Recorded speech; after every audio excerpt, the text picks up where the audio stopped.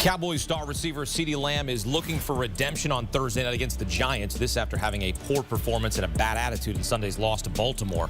Lamb lost a fumble, dropped a pass, and was caught yelling at Dak Prescott and others on the sideline. He knows he's got to clean that up and has since apologized for his behavior. Honestly, I got to be truthful to myself, and I played a part in that loss, a big part, honestly. And nor did my body language nor attitude approaching the situation help the situation or the outcome of the game. As for me and my performance, I expect a lot out of myself, more than anyone could put on me.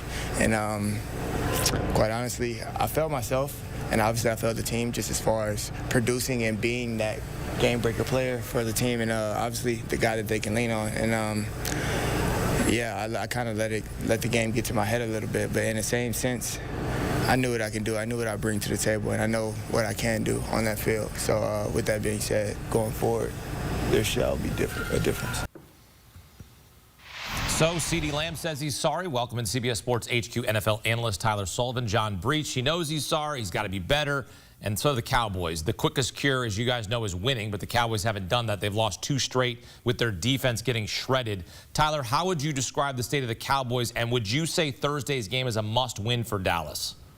Yeah, I'd call it a kitchen sink game, right? You throw everything that you possibly can to try to win this game, because if you come out of this 1-3 losing to the New York Giants, who I think we can all agree not the most competitive football team in the NFC or the NFL, well, then the alarm bells will be ringing throughout the NFL about the Dallas Cowboys, specifically on defense. If Daniel Jones looks good, boy, there are going to be some problems here. I do think, though, that Dallas does figure it out, and I think CeeDee Lamb's going to be a big part of that victory as well. You see the stats going through the trends and all of that.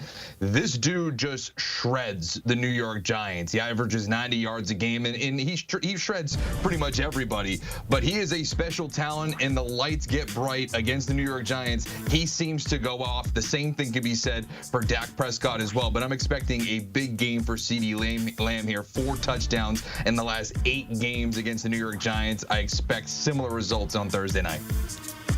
You know, it's funny that whenever you see a clip of someone causing drama on the sideline, it's always a wide receiver. They are just finding someone to yell at. And in this situation, look, CeeDee Lamb came out and apologized. That's something you don't see all the time. He said, I lost the fumble. I didn't play great. The team didn't play great. Let's go out and let's take the Giants down, and we'll forget all of this happened. I think if I'm Mike McCarthy, that's my message going into Thursday. Sure, we got blown out by the Saints in week 2. Sure, we lost to the Ravens at home. But if we beat the Giants on Thursday, we could potentially be leaving week 4 tied for first place in the NFC East at 2-2 if a few other things go their way. So that's kind of the mindset you have to have, that as bad as things have been for the Cowboys, they're only 1 game out of first place. Now, the other mindset here is if they lose to the Giants, look, we already know Mike McCarthy's on the hot seat going in this season. If they lose this game, you are pouring gasoline on that seat and setting it on fire. I mean, that's all anyone's going to talk about. Jerry Jones having Bill Belichick on speed dial. So this is absolutely a must-win game for the Cowboys. You cannot have this 10-day break. You'll be sulking at 1-3. So I do think Dallas absolutely needs to win. Cowboys have won 13 of the last 14 meetings against the Giants, and they'll kick off week 4 on Thursday Night Football. Another headline from around the league, Justin Herbert is progressing, is out of a walking boot. He participated in 7-on-7 drills on Wednesday, said he felt less pain. He left Sunday's game against the Steelers in the 3rd quarter when he aggravated his ankle injury. Herbert had been listed as questionable, but was cleared to play.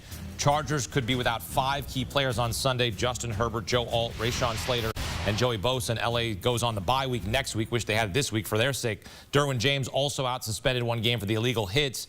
John, the Chargers are ailing. It's never ideal, but definitely not ideal against the Chiefs.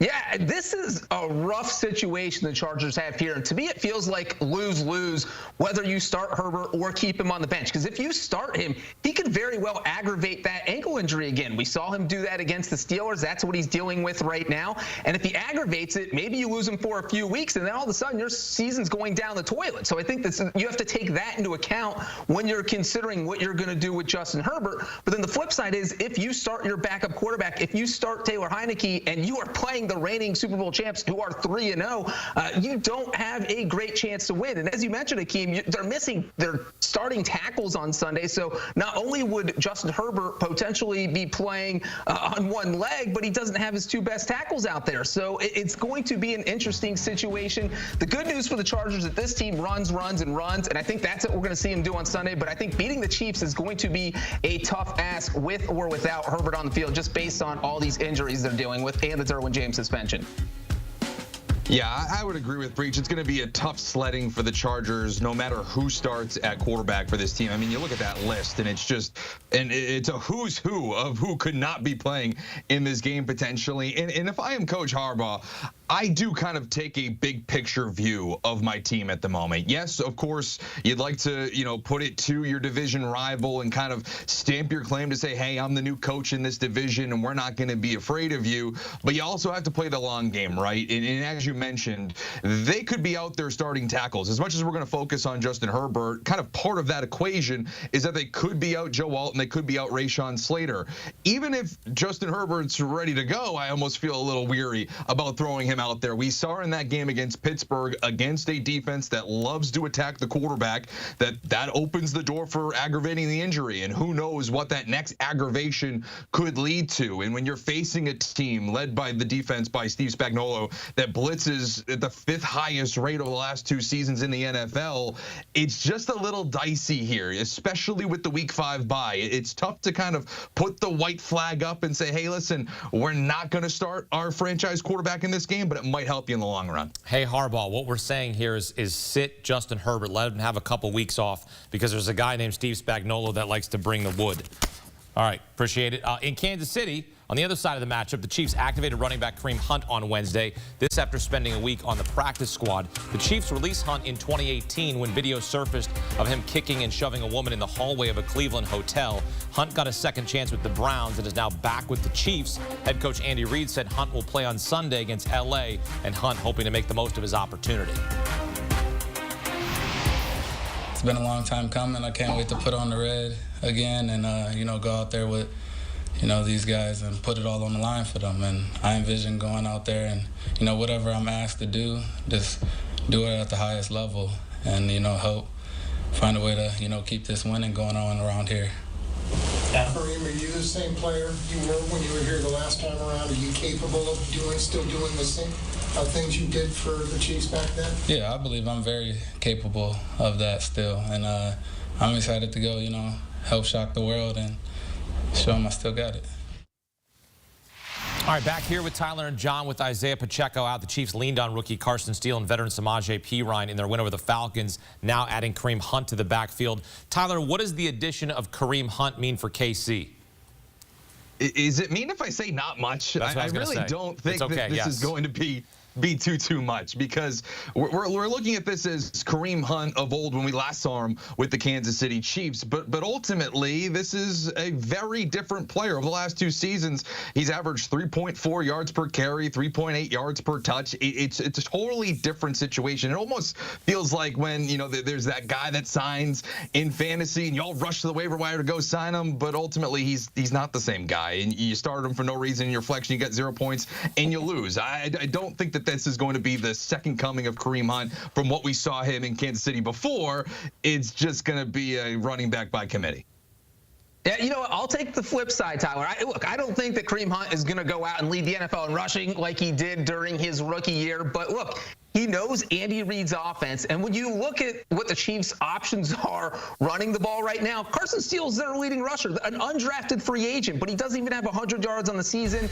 Patrick Mahomes is their second leading rusher. So what it does, it gives the Chiefs another option. And you give Andy Reid more options, he's going to use them. So I do think Kareem Hunt will be used. I don't expect him to put up huge numbers, but I do expect him to contribute. He can catch the ball out of the backfield. Sure, he's a step slower, doesn't have as much left of the tank as he did during his first stint with the Chiefs, but I think that Andy Reid can maximize everything Kareem Hunt does have left. So I won't be surprised if he makes 3 or 4 catches in this game and maybe totals 50 or 60 yards, just does enough to contribute to keep this Chiefs offense moving when they're dealing with all these injuries in the backfield.